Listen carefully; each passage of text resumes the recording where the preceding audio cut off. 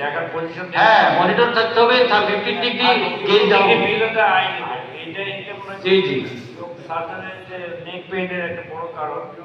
আর দ্বিতীয় যে জিনিসটা, টেবিল হাইটটা অবশ্যই হাতের সার্জন হাইটের অর্ধেক, যেটা আর্গোনমিক্সের নিয়মে বলা হয়, সবাই জানি আমরা।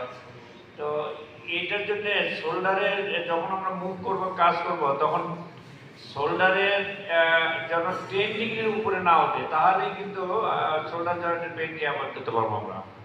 Yes yes.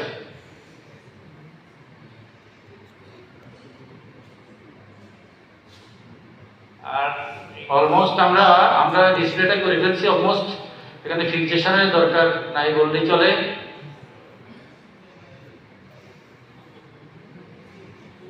একটু লাগবে এখানে।